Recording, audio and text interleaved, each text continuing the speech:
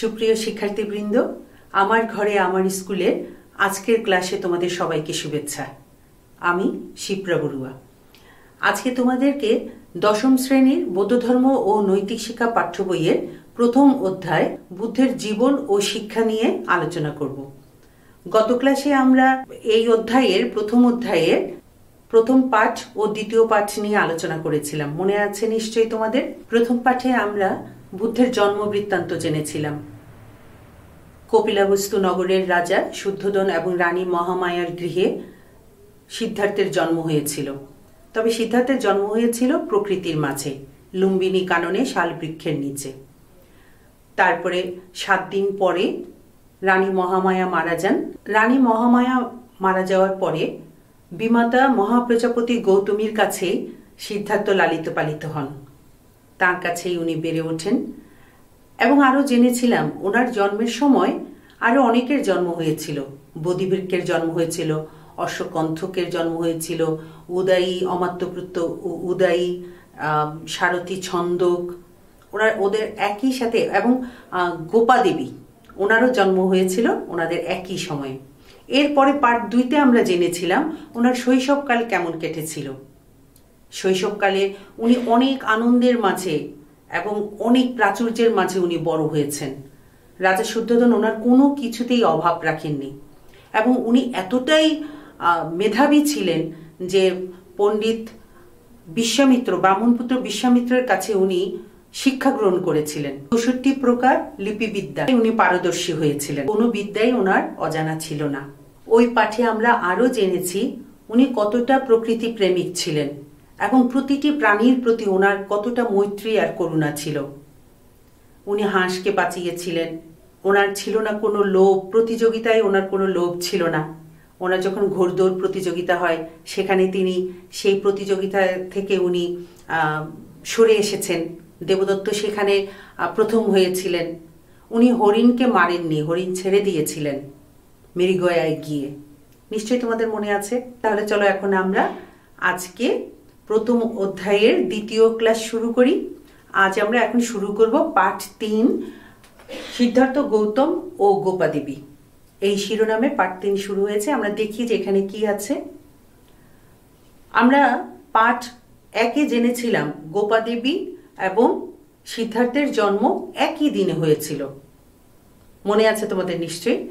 আজ জানবো এই গোপাদেবীর সাথে সিদ্ধার্থের বিয়েটা কিভাবে হয়েছিল।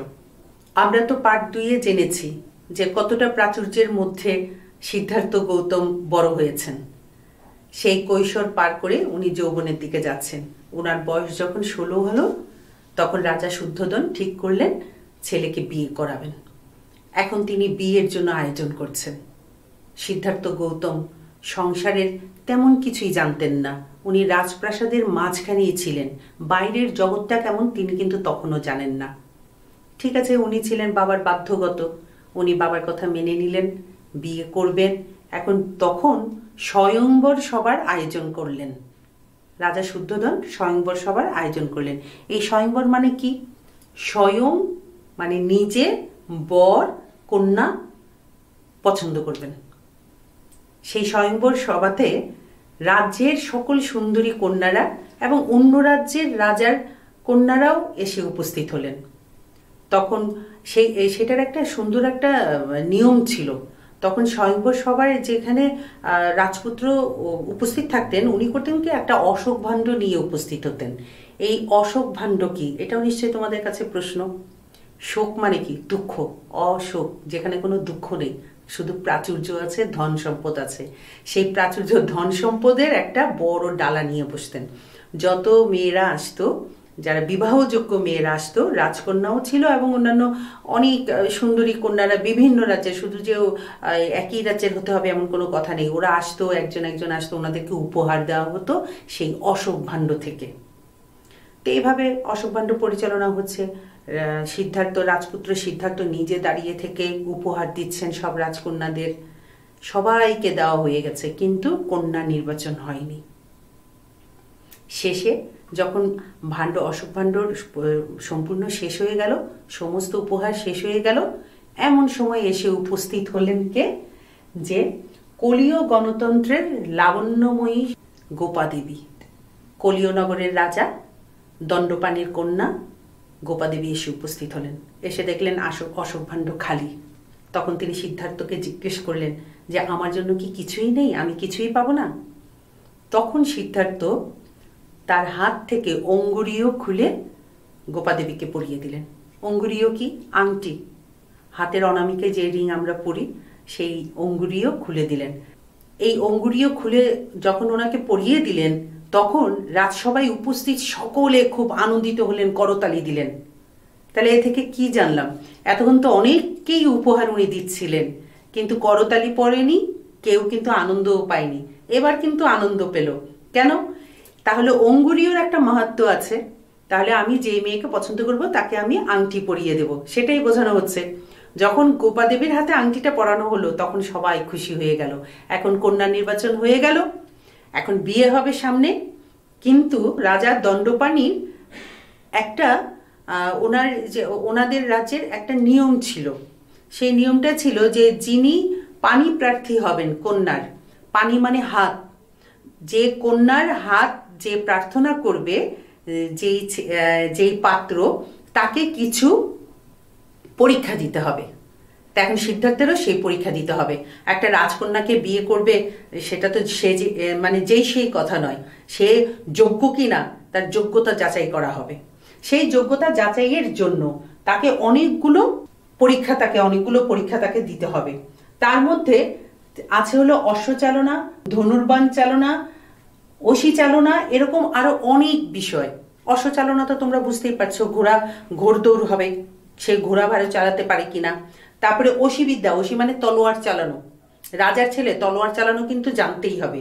তারপরে আছে কি ধনুর্বাণ, মানে তীর ধনুক, হ্যাঁ, সে তীর মারতে পারে কিনা ঠিক মতো, সেটা সেই যোগ্যতা তাকে যাচাই করা হবে। এছাড়া সে তো ভবিষ্যতের রাজা, একটা রাজার যা যা যোগ্যতা আছে সেগুলি সব যাচাই বাছাই করে তারপরে বিয়েটা হবে। সিদ্ধার্থ সবগুলো পরীক্ষাতেই জয়লাভ করলেন, তার শ্রেষ্ঠত্ব প্রমাণ করলেন।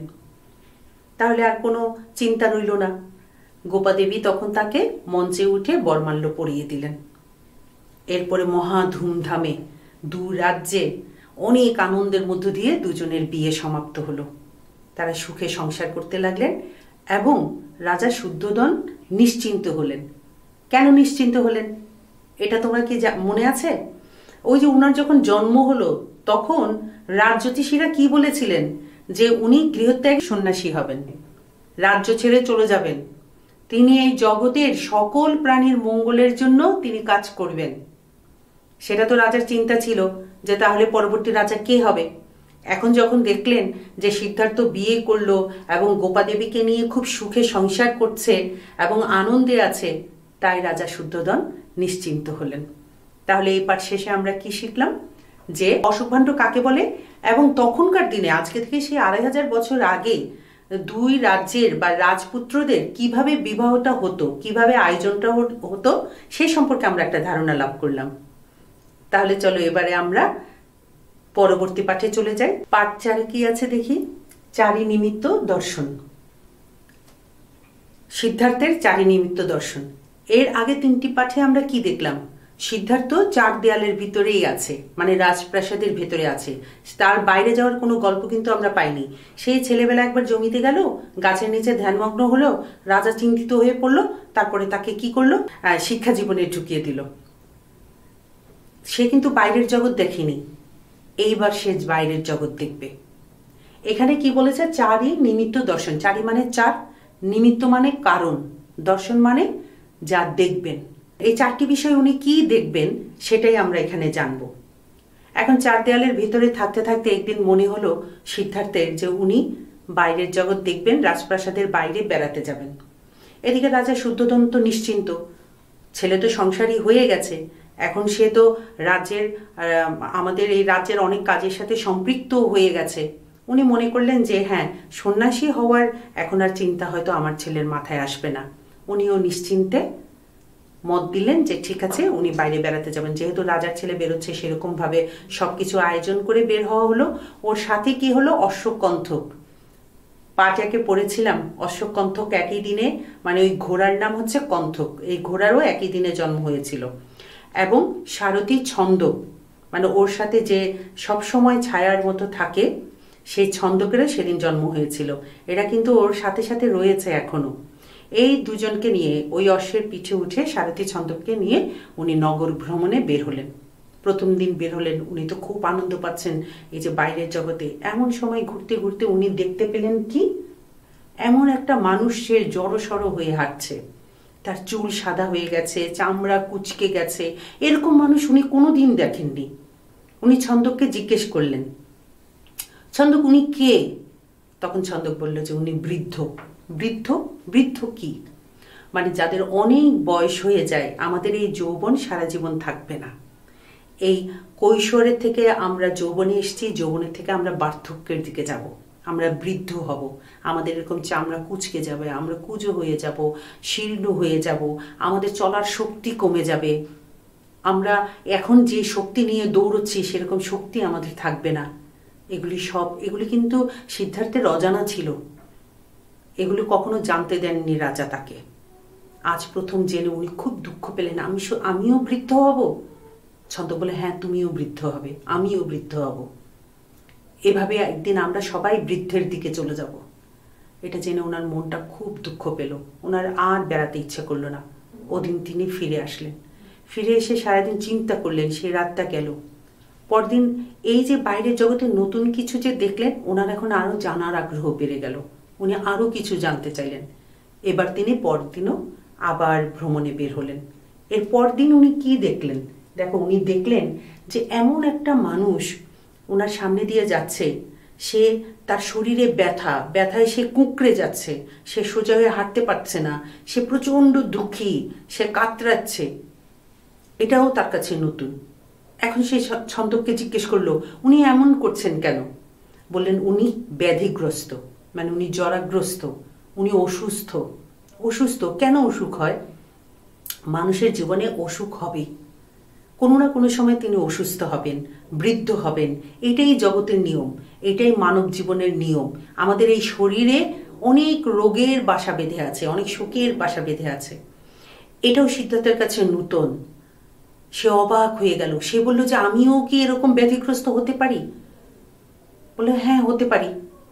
সেটা যখন উনি উপলব্ধি করলেন যে এই জগতে এত দুঃখময়, এত দুঃখ আমাদের জীবনে আসে, এটা ভেবে ওনার আবার মনটা খারাপ হয়ে গেল। সেদিনও তিনি আর ঘুরতে চাইলেন না। এই একটা দৃশ্য দেখেই উনি আবার মনের মধ্যে দুঃখ নিয়ে ফিরে আসলেন। ফিরে এসে আবার ভাবনায় পড়লেন, মানুষের জীবনে এত দুঃখ, আর কি কি দুঃখ থাকতে পারে। পরদিন তিনি আবার বললেন যে আমি আজকেও বেরোবো, আজও দেখতে চাই আর কি আছে এই জগতে, এই সংসারে। উনি তৃতীয় দিন বের হলেন। তৃতীয় দিন বের হয়ে উনি দেখতে পেলেন যে অনেকগুলো মানুষ আরেকটা মানুষকে বয়ে নিয়ে চলে যাচ্ছে, আর তার পেছনে পেছনে অনেক মানুষ কান্না করছে, বিলাপ ধরে কান্না করছে। এত দুঃখী, এত দুঃখ কেন, এত যন্ত্রণা। আর যে শুয়ে শুয়ে নিয়ে যাচ্ছে সেটা কি? এটাও সিদ্ধার্থের অজানা ছিল। কারণ রাজা শুদ্ধোধন ওনাকে কখনো জানতে দেয়নি যে জগৎ যে এত দুঃখময়। কারণ জ্যোতিষী বলেছিলেন যে জগৎকে দুঃখ মুক্তি উনি দেবেন, দুঃখ উনি দেবেন না, দুঃখ উনি সইতে পারবেন না। সেই জন্য জগতের সংসারে যে এত দুঃখ আছে, এত কষ্ট আছে, এটা কখনোই রাজা শুদ্ধোধন তার ছেলেকে জানতে দেননি। আজ উনি এই পরপর নতুন করে এরকম করে জানছেন। তখন ছন্দক বলল যে এই যে মানুষটাকে বয়ে নিয়ে যাচ্ছে, উনি হচ্ছেন মৃত একজন ব্যক্তি।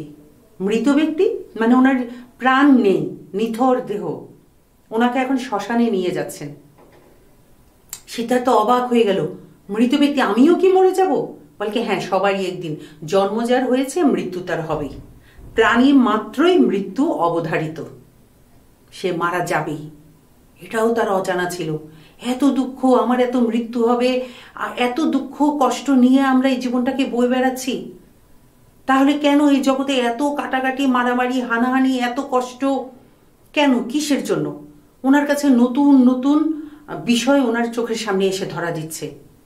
উনি নতুন করে আবার দুঃখী হলেন, ওনার মনটা আবার খারাপ হয়ে গেল। ওদিনও তিনি ফিরে আসলেন। উনি ভাবতে লাগলেন, আমার এই জন্ম হয়েছে, আমার মৃত্যু হবে, এতদিন ধরে আমি যে আনন্দ করছি, এত কিছু করছি, এগুলি সব একদিন বিলীন হয়ে যাবে। পরদিন তিনি আবার বেরোলেন, দেখি জগতে আর কি আছে। এর পরের দিন উনি বের হয়ে দেখলেন যে একজন মানুষ গাছের নিচে বসে আছেন। তিনি ধ্যানমগ্ন, তার পুরো চেহারায় প্রশান্তির ভাব, একদম সৌম্য চেহারা। এত প্রশান্তি উনি কখনো কোনোদিন কারো চেহারায় দেখেননি। এত শান্ত হয়ে উনি বসে আছেন। ছন্দককে জিজ্ঞেস করলেন, উনি কে? বলে কি, উনি গৃহত্যাগী সন্ন্যাসী। এই গত 3 দিন উনি 3টি বিষয় দেখেছেন। বৃদ্ধ দেখেছেন, ব্যাধিগ্রস্ত মানুষ দেখেছেন, মৃতদেহ দেখেছেন, আর দেখেছেন সবাই দুঃখী, কোনো না কোনো কারণে দুঃখী। এই প্রথম উনি এমন একজন মানুষকে দেখলেন যার চেহারায় শুধুমাত্র প্রশান্তির ছায়া, কোনো দুঃখ নেই। তো উনি জানতে চাইলেন উনি কেন সংসার ত্যাগ করেছেন, উনি কেন ধ্যানে বসেছেন। তখন উনি জানতে পারলেন উনি সংসার ত্যাগ করেছেন এই জগতের দুঃখ থেকে মুক্তি পাওয়ার জন্য। কেন এই জগৎ দুঃখময়, এই জগৎকে, এই সংসারকে দুঃখ থেকে মুক্তি দিতে চান, সংসারের মঙ্গলের জন্য, দুঃখ মুক্তির জন্য উনি গৃহত্যাগ করেছেন। ওই মুহূর্তে সিদ্ধার্থের মনের মধ্যে একটা নতুন চেতনা জন্ম দিল, নতুন মনের জন্ম হলো, নতুন জ্ঞানের জন্ম হলো। হ্যাঁ, তাহলে তো আমিও এই যে এতদিন, এই 3 দিন ধরে যে আমি এত দুঃখ দেখেছি, এই দুঃখের মুক্তির উপায় আমারও বের করতে হবে। সাথে সাথে তিনি প্রতিজ্ঞা করলেন তিনিও এই জগৎকে দুঃখ থেকে মুক্তির পথ দেখাবেন, তিনিও সংসার ত্যাগ করবেন। সেই প্রতিজ্ঞা নিয়ে উনি শান্ত মনে সেদিন সেখান থেকে ফিরে এলেন ছন্দককে নিয়ে। একটা জিনিস কিন্তু মনে রাখো, উনি কিন্তু একটা প্রতিজ্ঞা করেছেন, উনি জগৎকে দুঃখ থেকে মুক্তির পথ দেখাবেন। তাহলে প্রিয় শিক্ষার্থীবৃন্দ, আমরা এই দুটো পাঠে কি শিখলাম, কি জানলাম? প্রথম পাঠ 3-এ জানতে পারলাম যে সিদ্ধার্থ এবং গোপাদেবীর বিয়েটা কিভাবে হয়েছিল, এবং পাঠ 4-এ জানলাম সিদ্ধার্থ কিভাবে প্রতিজ্ঞা করেছিলেন সংসার ত্যাগ করবেন, সংসার ত্যাগের আগে কি ঘটেছিল। এখন তোমাদের দুটো বাড়ির কাজ দিয়ে দিই, তোমরা বাসায় বসে করে নিও। 1 নম্বর বাড়ির কাজ হচ্ছে গোপাদেবী এবং সিদ্ধার্থের বিয়ের বর্ণনা করো, ওই ঘটনাটা তোমরা সুন্দর করে লিখবে। এবং 2 নম্বর বাড়ির কাজ হচ্ছে এটা একটু চিন্তা করে করবে যে সিদ্ধার্থের চারিনিমিত্ত দর্শনের তাৎপর্য ব্যাখ্যা করো। এই দুটো বাড়ির কাজ মন দিয়ে করবে, পাঠ দুটো ভালো করে পড়বে, এবং তোমাদের যখন বিদ্যালয় খুলবে তখন বিশেষ শিক্ষকের কাছে এই বাড়ির কাজটা জমা দেবে। তাহলে আজকে এখানেই শেষ করি। তোমরা সবাই ভালো থেকো, সুস্থ থেকো, সরকারি বিধি মেনে চলে ঘরেই থাকবে, স্বাস্থ্যবিধি মেনে চলবে। আর যদি এই ক্লাসটি আবার পুনরায় দেখতে চাও তাহলে আমার ঘরে আমার স্কুলে ফেসবুক পেজ এবং ইউটিউব চ্যানেলটিতে চোখ রেখো। ধন্যবাদ সবাইকে।